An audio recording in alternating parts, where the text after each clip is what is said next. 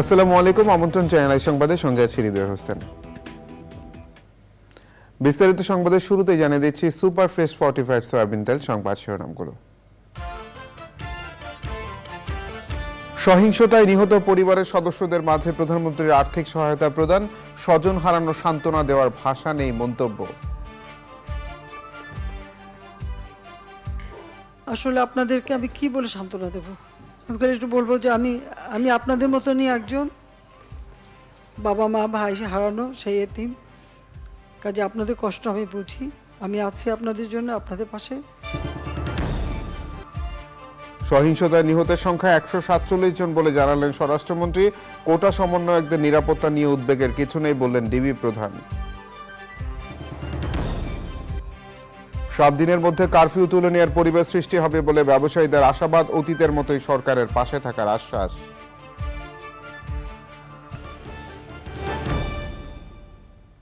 সংবাদ শিরোনামগুলো জানাচ্ছিলাম। এখনকার সংবাদ আয়োজন একই সঙ্গে চ্যানেল আই ইউটিউব চ্যানেল এবং চ্যানেল আইয়ের ওটিটি প্ল্যাটফর্ম আই স্ক্রিনে লাইভ স্ট্রিম হচ্ছে। স্বজন হারানো সান্ত্বনা দেওয়ার ভাষা নিয়ে উল্লেখ করে প্রধানমন্ত্রী শেখ হাসিনা আশ্বস্ত করেছেন, খুনিদের অবশ্যই বিচার নিশ্চিত করা হবে। সাম্প্রতিক সহিংসতায় নিহত পরিবারের সদস্যদের মাঝে আর্থিক সহায়তা প্রদান করে প্রধানমন্ত্রী বলেন, তিনি সবসময় পাশে আছেন। প্রধানমন্ত্রী প্রশ্ন রাখেন, কিভাবে একজন মানুষ আরেকজনকে মেরে ঝুলিয়ে রাখতে পারে। নিরার্দি শেখরের রিপোর্ট। কোটা সংস্কার আন্দোলন ঘিরে সংঘাত সংঘর্ষে রংপুরের বেগম রোকেয়া বিশ্ববিদ্যালয়ের ছাত্র আবু সাইদ সহ দেশের বিভিন্ন স্থানে যারা নিহত হয়েছেন এমন ৩৪ পরিবারের সদস্যদের নিয়ে আসা হয় প্রধানমন্ত্রীর সরকারি বাসভবন গণভবনে। প্রধানমন্ত্রী নিহত পরিবারের সদস্যদের সঙ্গে কথা বলেন, তাদের সান্ত্বনা দেন। স্বজনরা প্রধানমন্ত্রীকে দেখে কান্নায় ভেঙে পড়েন। চোখের জল ধরে রাখতে পারেননি ৭৫-এর ১৫ই আগস্ট সব হারানো বঙ্গবন্ধু কন্যা। এই বাপ মা ভাই বউ এদের হারানোর ব্যথা নিয়ে আমাদের চলতে হয়। এমনকি লাশটাও তো দেখতে পারিনি, কাফন দাফনটাও তো করতে পারিনি। কিন্তু এই যে বারবার যে এই ধরনের ঘটনা ঘটাবে, এই সন্ত্রাসী ঘটনা ঘটাবে, এটা তো কাম্য না। আর মানুষ কি দোষ করলো যেভাবে মানুষ খুন করতে হবে? মানুষ খুন করে সরকার পতন, এটা কবে হয়, কখন হয়? যা আপনারা আপনজন হারিয়েছে, আপনারা একটা শোক সইতে পারেন না। আর আমি কি শোক সই নিয়ে দিন রাত পরিশ্রম করে যাচ্ছি, শুধু কেন? এই দেশের মানুষের জন্য। কিন্তু আজকে এইভাবে বাধা দেওয়া, যা কিছু করি জ্বালায় পরে শেষ করে দেওয়া, এটা তো কোনো দিনই গ্রহণযোগ্য না। বা সাধারণ মানুষই তো সুবিধা পেত, এই মেট্রো রেলে কারা চলতে। খুনিদের বিচারের কাঠগড়ায় দাঁড় করানোর প্রত্যয় জানান প্রধানমন্ত্রী। আমি আসলে আপনাদেরকে আমি কি বলে সান্ত্বনা দেব? আমি একটু বলবো যে আমি আপনাদের মতনই একজন বাবা মা ভাই হারানো সেই এতিম। কাজে আপনাদের কষ্ট আমি বুঝি, আমি আছি আপনাদের জন্য, আপনাদের পাশে। আর আমার চেষ্টা থাকবে যারা এই খুনের সঙ্গে জড়িত খুঁজে খুঁজে বের করে তারা অবশ্যই যেন শাস্তি পায়, সেটাই আমার প্রচেষ্টা থাকবে, সেটাই আমি করবো। আপনাদেরও সাহায্য চাই, কারণ এইভাবে বারবার বাংলাদেশটাকে নিয়ে খেলা, এটা আর হতে দেওয়া যায় না। আর মানুষ মেরে লাশ ঝুলিয়ে রাখার মতো এই বর্বরতা, জানোয়ারের মতো ব্যবহার, এটা কি কেউ করতে পারে? এটা কি কোনো একজন মুসলমানের লাশ ঝুলায় রাখবে পা বেঁধে? যারা এগুলির সাথে জড়িত অবশ্যই তাদের বিচার হবে, তাদের বিচার করতে হবে, নইলে মানুষের নিরাপত্তা দেওয়া যাবে না। যে কোনো প্রয়োজনে সরকার তাদের পাশে আছে বলেও আশ্বস্ত করেছেন প্রধানমন্ত্রী শেখ হাসিনা। আজকে যদি ভালো সময় হতো, কত হাসি খুশি করে সবাই যেতে পারতেন। আর এখন আমারও আপনাদের চোখের পানি দেখতে হচ্ছে, এটাই সবচেয়ে কষ্ট। Niladri Shekhar, channel I, Dhaka. কোটা সংস্কার আন্দোলনকে কেন্দ্র করে সহিংসতায় আহত পুলিশ সদস্যদের দেখতে রাজারবাগ কেন্দ্রীয় পুলিশ হাসপাতাল পরিদর্শন করেছেন প্রধানমন্ত্রী শেখ হাসিনা। রোববার বিকেলে রাজারবাগে পুলিশ হাসপাতাল পরিদর্শন করে আহত পুলিশ সদস্যদের সঙ্গে বেশ কিছুক্ষণ সময় কাটান এবং তাদের খোঁজ খবর নেন প্রধানমন্ত্রী। আহত পুলিশ সদস্যদের উন্নত চিকিৎসা এবং দ্রুত সুস্থতার জন্য সব ধরনের সহযোগিতা দেওয়ার আশ্বাস দেন সরকার প্রধান। গুরুতর আহত আইনশৃঙ্খলা রক্ষাকারী বাহিনীর সদস্যদের অবস্থা দেখে এবং অমানবিক নির্যাতনের কথা শুনে আবেগ হয়ে পড়েন তিনি। পরে প্রধানমন্ত্রী সাম্প্রতিক সহিংসতায় আহতদের দেখতে বঙ্গবন্ধু শেখ মুজিব মেডিকেল বিশ্ববিদ্যালয়ে যান। সেখানেও চিকিৎসাধীন আহতদের খোঁজ খবর নেন। এর আগে national institute of traumatology and orthopaedic rehabilitation পঙ্গু হাসপাতাল ও ঢাকা মেডিকেল কলেজ হাসপাতালে গিয়ে চিকিৎসাধীন আহত রোগীদের খোঁজখবর নিয়েছেন প্রধানমন্ত্রী শেখ হাসিনা। কোটা সংস্কার আন্দোলন ঘিরে সাম্প্রতিক সহিংসতায় এখন পর্যন্ত 147 জন নিহত হয়েছেন বলে জানিয়েছেন স্বরাষ্ট্রমন্ত্রী আসাদুজ্জামান খান।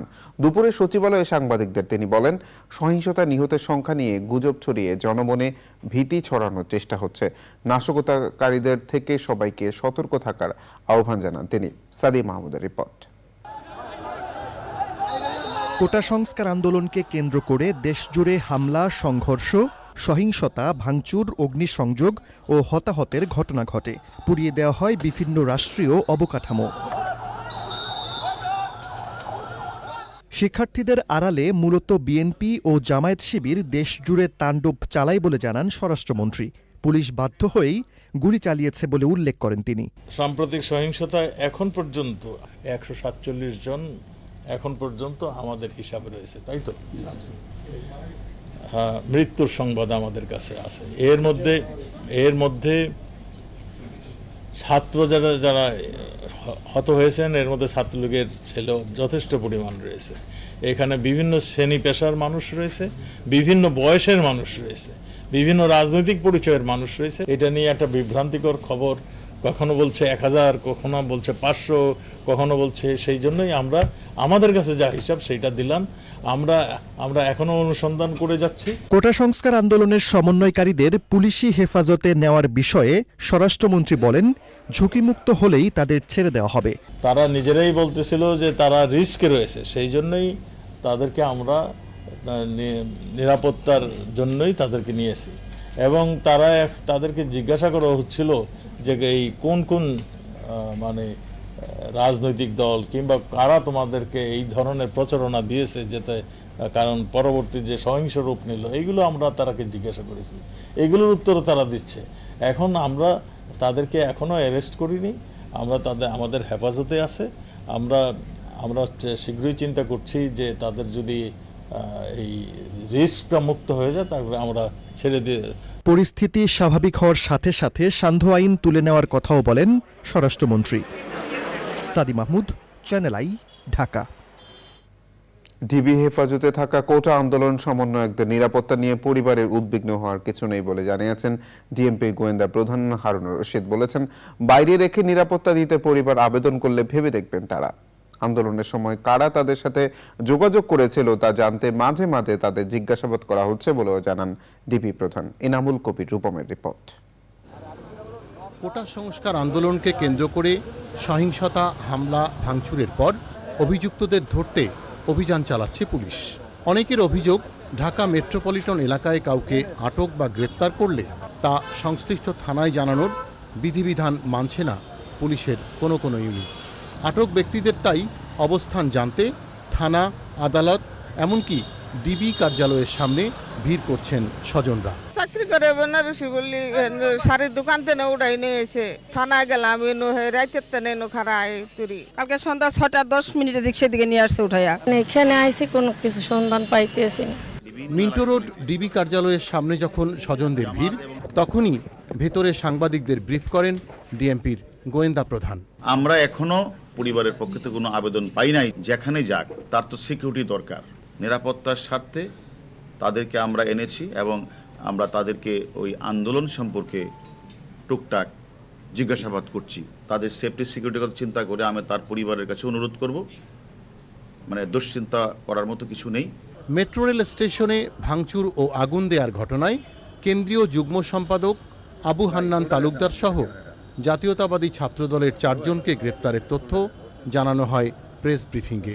জামাত শিবির চক্রের গ্রুপও থাকতে পারে, সেখানে বিপিনুরের চক্র থাকতে পারে।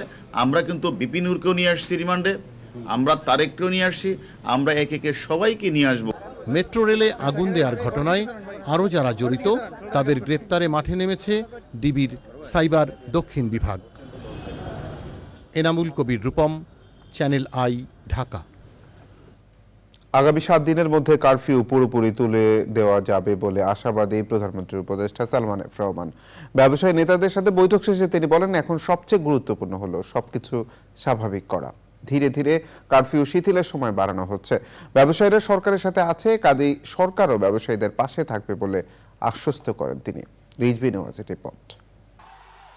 সরকারি চাকরি নিয়োগে বৈষম্য নিরসনে শিক্ষার্থীদের কোটা বিরোধী আন্দোলন এবং পরবর্তীতে সহিংসতায় জীবনহানির পাশাপাশি অর্থনীতিতে অপূরণীয় ক্ষতি হয়ে গেছে। গত সোমবার বিষয়টি নিয়ে ব্যবসায়ীদের সঙ্গে বৈঠক করেছেন প্রধানমন্ত্রী শেখ হাসিনা। সেই বৈঠকের ফলো আপ হিসেবে বিনিয়োগ উন্নয়ন কর্তৃপক্ষ বিডা অফিসে প্রধানমন্ত্রীর উপদেষ্টার নেতৃত্বে আশু করণীয় নিয়ে ব্যবসায়ীদের সাথে মতবিনিময়। দুঃখজনক একটা ঘটনা আমাদের দেশে ঘটেছে, কিন্তু তারা বলছে এটা আমরা কিন্তু মাননীয় প্রধানমন্ত্রীর নেতৃত্বে এটা আমরা ইনশাল্লাহ আমরা এটা ওভারকাম করতে পারবো। আমাদেরকে নর্মালসিটা ফেরত আনতে হবে। যখন সবাই দেখবে কিনা এখন বাংলাদেশে সবকিছু নর্মাল হয়ে গেছে, সবকিছু, তখনই অটোমেটিকলি আপনি যেটা বলেছেন আমার এই ড্যামেজটা অনেকটা রিকভার হয়ে যাবে। কোর্টে তাদের যেটা মেন সমস্যাটা হচ্ছে যে তাদের কনজেশনের একটা কথা বলেছেন, কন্টেনার জোটের কথা বলেছেন, তারপর আপনার ড্যামেজের কথা বলেছেন, একটা স্ট্যান্ড বাই সিস্টেম ব্যবসায়ীদের জন্য যেন ব্যবসাটা স্মুথ থাকে, এফেক্টেড না হয়, ওই ধরনের সিস্টেম, নিজস্ব একটা ইন্টারনেট যদি তৈরি করা যায় কিনা, যেটা মাননীয় প্রধানমন্ত্রী বলে দিয়েছেন, আমাকে নির্দেশ দিয়েছেন। ঠিক যেমনি ব্যবসায়ীরা আমাদের পাশে দাঁড়াইছেন, আমরাও কিন্তু ব্যবসায়ীর পাশে দাঁড়াবো, ওনাদের যা যা সমস্যা আছে তা আমরা সমাধান করব। চট্টগ্রাম বন্দর, বাংলাদেশ ব্যাংক এবং এনবিআর এর অসহযোগিতা নিয়ে বিভিন্ন অভিযোগ জানান ব্যবসায়ীরা। আসলে যেভাবে বলা হচ্ছে বিদেশি বায়ার এইভাবে হচ্ছে, ক্যান্সেল করতেছে, অর্ডার ক্যান্সেল করছে, এরকম কোনো রকমের তথ্য কিন্তু বিজিএমই বিকেএমই আমাদেরকে এখন আজকে দেয় নাই, আজকে মিটিংয়ে দেয় নাই। এটা আমার মনে হয় যে একটা রিমা। টানা 10 দিন বন্ধ থাকার পর রোববার মোবাইল ফোনের 4G নেটওয়ার্ক চালু হলো। ব্রডব্যান্ড ইন্টারনেট চালু হয়েছে মঙ্গলবার। তবে সামাজিক যোগাযোগ মাধ্যম, বিশেষ করে ফেসবুক চালু না হওয়ায় অনলাইন ভিত্তিক ব্যবসায়ীরা ক্ষতিগ্রস্ত হচ্ছেন। Rizvi Nawaz, channel I, Dhaka. আজ বিকেল 3টা থেকে আবারও চালু হয়েছে মোবাইলে 4G ইন্টারনেট। 4টি মোবাইল সেবাদানকারী ও মোবাইল আর্থিক সেবাদানকারী প্রতিষ্ঠানের প্রধান নির্বাহীদের সাথে ডাক, টেলিযোগাযোগ ও তথ্য প্রযুক্তি প্রতিমন্ত্রী জুনায়েদ আহমেদ পলকের বৈঠকের পর বিকেলে চালু হয় মোবাইল ইন্টারনেট। তবে সামাজিক মাধ্যম নিয়ে স্পষ্ট কিছু না বলে প্রতিমন্ত্রী জানিয়েছেন, আইন শৃঙ্খলা বাহিনীর সাথে পরামর্শ করে যখন যে ব্যবস্থা প্রয়োজন সেটি করবে সরকার।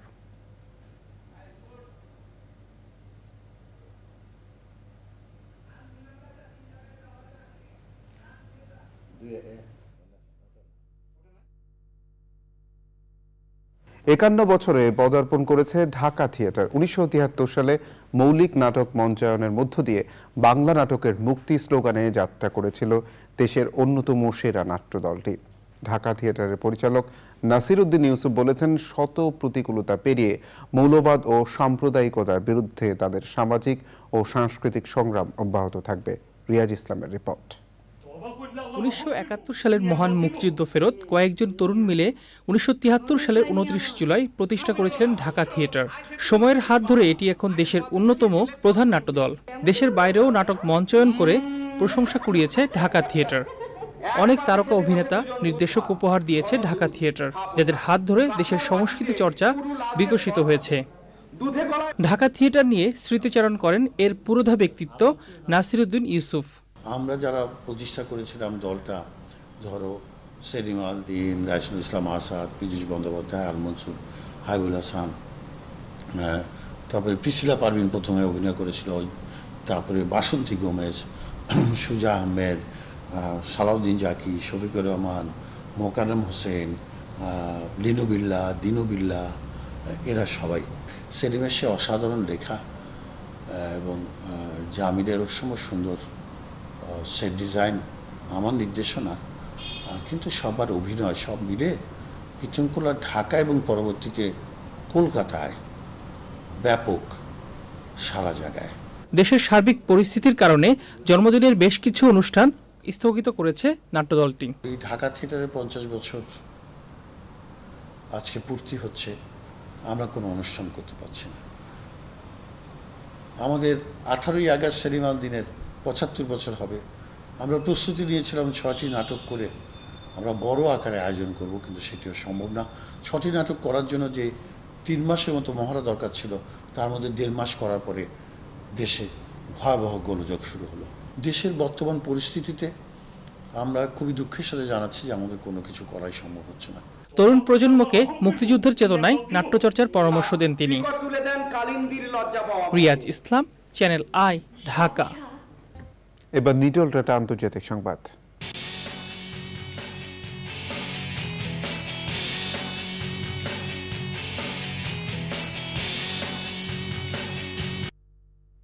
ভয়াবহ দাবানল ছড়িয়ে পড়েছে যুক্তরাষ্ট্রের উত্তর ক্যালিফোর্নিয়ায়।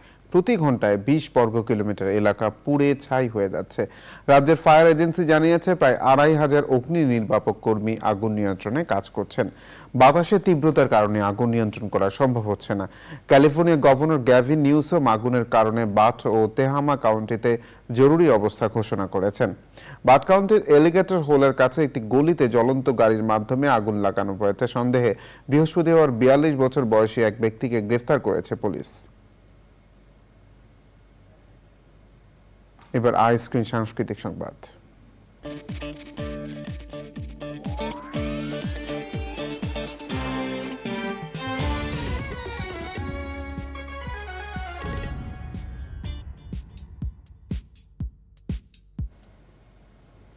সোমবার যুক্তরাষ্ট্র থেকে বাংলাদেশে আসছে কিংবদন্তি ব্যান্ড তারকা শিল্পী শাফিন আহমেদের মরদেহ। মঙ্গলবার বাদ জোহর গুলশান আজাদ মসজিদে শিল্পীর জানাজার নামাজ অনুষ্ঠিত হওয়ার কথা রয়েছে। এরপর জনপ্রিয় এই শিল্পীকে বনানী কবরস্থানে দাফন করা হবে। এর আগে গত শনিবার শাফিন আহমেদের প্রথম নামাজে জানাজা অনুষ্ঠিত হয়েছে যুক্তরাষ্ট্রের ভার্জিনিয়ায়। মাইলস ব্যান্ডের ভোকাল ও বেস গিটারিস্ট শাফিন আহমেদ গত 25 জুলাই ভোর 6টার দিকে আমেরিকার ভার্জিনিয়ার একটি হাসপাতালে মারা যান। তার বয়স হয়েছিল 63 বছর। এবার জয় বানানা ফাইবার মেশিন সিল সিটি সংবাদ।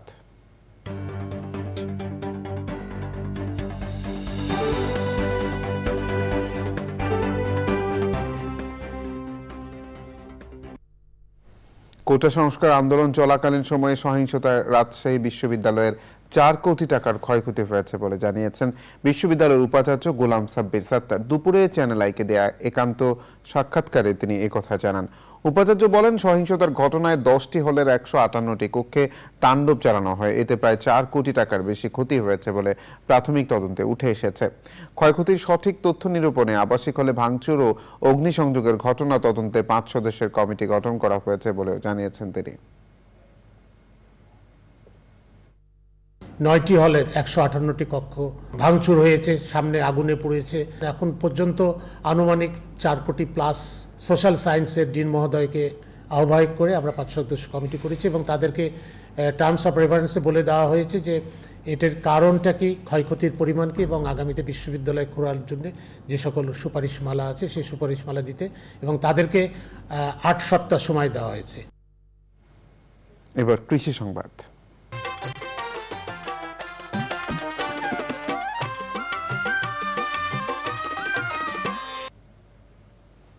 রাজশাহীতে আম নিয়ে বিপাকে পড়েছেন আম চাষি ও ব্যবসায়ীরা। 1 সপ্তাহ ধরে যানবাহন চলাচল বন্ধ থাকা, কারফিউ চালু ও পরবর্তীতে কারফিউ শিথিল করার পরও আমের তেমন বেচাকেনা নেই। রাজশাহী থেকে আবু সালেহ মাহমুদ ফাত্তার রিপোর্ট।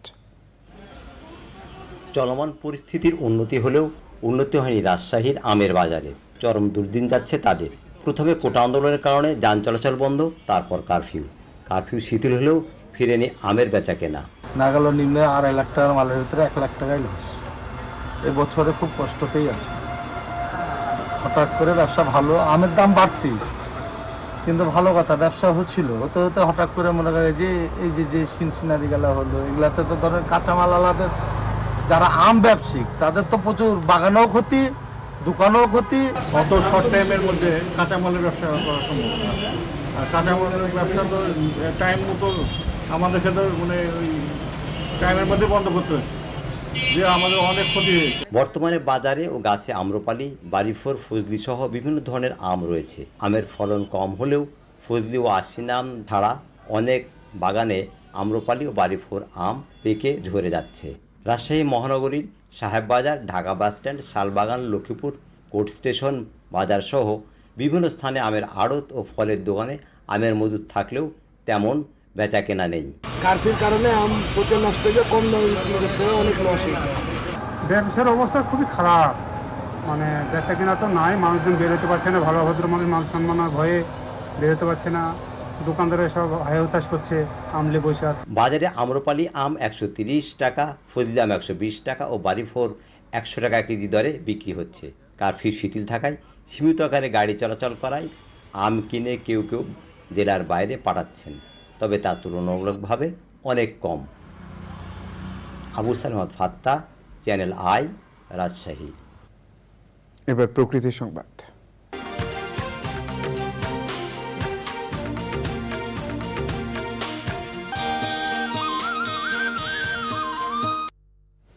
তীব্র ভাঙনে বিপর্যস্ত নড়াইলের মধুমতি নদী তীরবর্তী এলাকা। এরই মধ্যে বিলীন হয়েছে বসতভিটা, বিস্তীর্ণ ফসলি জমি, গাছপালা সহ শত শত স্থাপনা। ভুক্তভোগীরা বলেছেন, দ্রুত ব্যবস্থা না নিলে নিশ্চিহ্ন হয়ে যাবে নদী তীরের তেলকারা গ্রাম। ভাঙন প্রতিরোধে যথাযথ উদ্যোগের আশ্বাস দিয়েছে কর্তৃপক্ষ। ড্যানিয়েল সুজিত বোসের তথ্য, ভিডিওচিত্রে আফরোজা হাসির রিপোর্ট। দীর্ঘ সময় ধরেই নদী ভাঙনের দুঃস্বপ্নে সময় পার করছেন লোহাগড়া উপজেলার কোটাকোল ইউনিয়নের তেলকারা গ্রামের বাসিন্দারা। বর্ষায় এলেই মধুমতির আগ্রাসী ভাঙনে বিলীন হয় বাড়িঘর, গাছপালা, ফসলি জমিসহ হাজারো স্থাপনা। এরই মধ্যে নদীগর্ভে বিলীন হয়ে গেছে পাকা রাস্তাসহ বিদ্যুৎ সরবরাহ লাইনের খুঁটিও। রাইতে ঘুম নাই, বউ ছেলে মেয়ে কোথায় যাব, এর করে কোনো বিকল্প পাচ্ছি না, তাই ভাঙতেছে। নেই এখন শত শত পরিবার আমাদের এখানে ভাঙনের কূলে, তারা এখন ওই গৃহহীন হয়ে পড়েছে। তারা এখন কোথায় যাবে, তাদের জায়গা জমিনও নাই, ঘর বাড়ি উঠানোরও কায়দা নাই। সহায় সম্বল হারিয়ে গ্রাম ছাড়ছেন শত শত পরিবার। এমপি নিজে দেখে গেছে, বলেছে যে তোমরা নিলিবিলি থাকো, আমি ব্যবস্থা করতেছি, কিন্তু এই এমপি 5 বছর চলে গেছে, আবার সে হয়েছে, কোনো কাজকর্মের কোনো কিছুই পাই না। এদের ইনকাম নাই, দিন মজুরি খাই, নদীতে এখন ব্যাঙ্গে চলে গেছে, ওই কিছু মাছ এই নদীর ভাঙনে থাকে, কিছু মাছ মেরে খায়, কিছু কিষাণ বাজার দিয়ে বেড়ায়। ভাঙন রোধে দ্রুত ব্যবস্থা নেওয়ার আশ্বাস পানি উন্নয়ন বোর্ডের। বর্তমানে বর্ষা মৌসুমে যে জায়গাসমূহে নদী ভাঙন দেখা দিছে, তা পানি উন্নয়ন বোর্ডের ঊর্ধ্বতন কর্তৃপক্ষ কর্তৃক ইতিমধ্যে পরিদর্শন করা হয়েছে এবং যে সমস্ত জায়গায় জনগুরুত্বপূর্ণ স্থাপনাসমূহ রয়েছে তা মধুমতি নদীর ভাঙন থেকে রক্ষার জন্য অতি দ্রুত কাজ বাস্তবায়ন শুরু হবে বলে আশা করা যাচ্ছে। বছরের পর বছর কর্তৃপক্ষের এমন আশ্বাসে হতাশ ভুক্তভোগীরা। হাজারো পরিবারের স্বপ্ন ও জীবন জীবিকা বাঁচাতে দ্রুত কার্যকরী পদক্ষেপের দাবি তাদের। আফরোজা হাসি, প্রকৃতি ও জীবন desk, channel I. Dhaka, Narayanganj, Gazipur ও নরসিংদী জেলায় মঙ্গলবার পর্যন্ত সকাল 7টা থেকে সন্ধ্যা 6টা পর্যন্ত 11 ঘন্টা কারফিউ শিথিল থাকছে।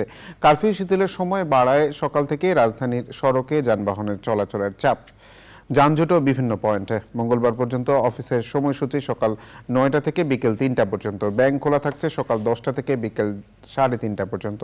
লেনদেন চলবে বিকেল 3টা পর্যন্ত। স্বরাষ্ট্রমন্ত্রী আসাদুজ্জামান খান শনিবার রাতে আইনশৃঙ্খলা বাহিনীর কর্মকর্তাদের সাথে বৈঠক শেষে এই সময়সূচি ঘোষণা করেন। কোটা সংস্কার নিয়ে আপিল বিভাগের রায় দ্রুত কার্যকর করা সহ প্রকৃত হত্যাকাণ্ডের সংখ্যা কত সেটি তদন্তে নিরপেক্ষ তদন্ত কমিশন গঠনের দাবি জানিয়েছে জাতীয় পার্টি। কোটা সংস্কার আন্দোলন ও বর্তমান পরিস্থিতি নিয়ে জাতীয় পার্টির একাংশের চেয়ারম্যান GM কাদেরের নেতৃত্বে দলের যৌথ সভা শেষে জানান জাপার মহাসচিব মুজিবুল হক চুন্নু। ছাত্রদের আন্দোলন ও দাবির প্রতি সমর্থন জানিয়ে এই পরিস্থিতির জন্য সরকারকে দায়ী করেছে জাপা। সরকারের গাফিলতি ও ভুল পদক্ষেপের কারণে সরকারি সম্পদের ক্ষতি হয়েছে উল্লেখ করে এই পরিস্থিতির জন্য ব্যর্থতার দায় নিয়ে সংশ্লিষ্ট মন্ত্রণালয়ের মন্ত্রীদের পদত্যাগ দাবি করেছে জাতীয় পার্টি। সারা দেশে গণগ্রেফতার বন্ধে সরকারকে আহ্বান জানিয়েছে তারা। প্রতিটি বিশ্ববিদ্যালয়ের নিরাপত্তা নিশ্চিত করে শিক্ষার্থীদের ক্যাম্পাসে ফেরার পরিবেশ নিশ্চিত করার দাবি জানিয়েছে জাতীয় পার্টি। চট্টগ্রাম সিটি মেয়র বীর মুক্তিযোদ্ধা মোহাম্মদ রেজাউল করিম চৌধুরী বলেছেন, স্বাধীনতা বিরোধীরা প্রধানমন্ত্রী শেখ হাসিনার উন্নয়ন অগ্রগতির উপর আঘাত এনেছে। সন্ধ্যায় চট্টগ্রাম প্রেস ক্লাবে মহানগর যুবলীগের উদ্যোগে বিএনপি জামায়াতের সহিংসতায় কর্মহীন হয়ে পড়া শ্রমজীবী মানুষের মাঝে খাদ্য সামগ্রী বিতরণ অনুষ্ঠানে তিনি এসব কথা বলেন। যুবলীগ নেতা ফরহাদুল আলম রিন্টুর সভাপতিত্বে সেখানে আরো উপস্থিত ছিলেন চট্টগ্রাম প্রেস ক্লাবের সিনিয়র সহসভাপতি চৌধুরী ফরিদ, সাধারণ সম্পাদক দেব দুলাল ভৌমিক সহ অন্যরা।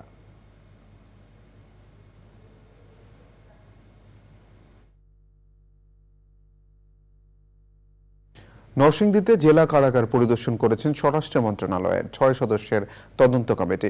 সকালে ক্ষতিগ্রস্ত কারাগার পরিদর্শনে যান তদন্ত কমিটির প্রধান ও সুরক্ষা সেবা বিভাগের যুগ্ম সচিব ফারুক আহমেদ। এ সময় তিনি ক্ষতিগ্রস্ত কারাগারটি ঘুরে দেখেন এবং প্রত্যক্ষদর্শী কারা কর্মকর্তা ও রক্ষীদের সাথে কথা বলেন। পরিদর্শন শেষে তদন্ত কমিটির প্রধান ফারুক আহমেদ বলেন, হামলার দিন যারা প্রত্যক্ষদর্শী ছিলেন তাদের সাথে কথা হয়েছে এবং বিভিন্ন সূত্রে পাওয়া ভিডিও ফুটেজ পর্যালোচনা করা হচ্ছে। এবার খেলার খবর।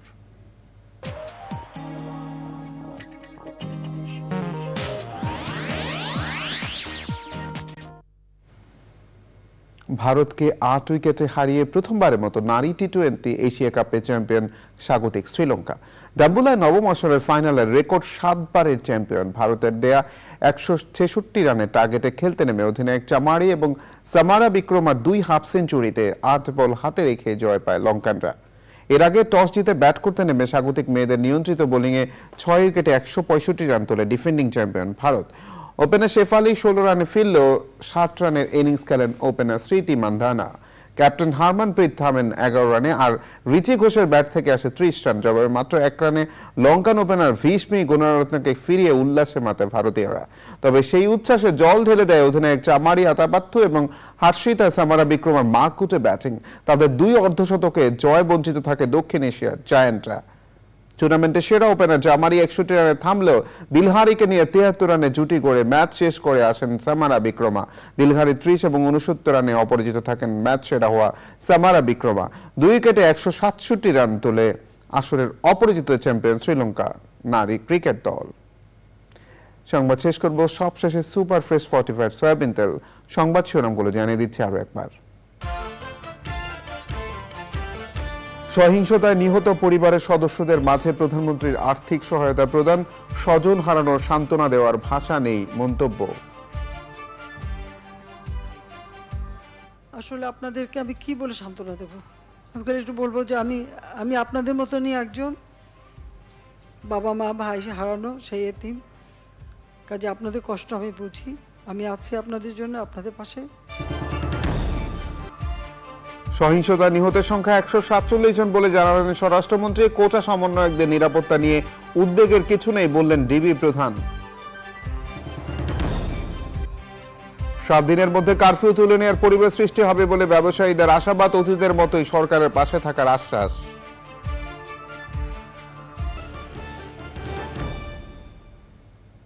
এই ছিল সংবাদ আয়োজন। ধন্যবাদ সবাইকে।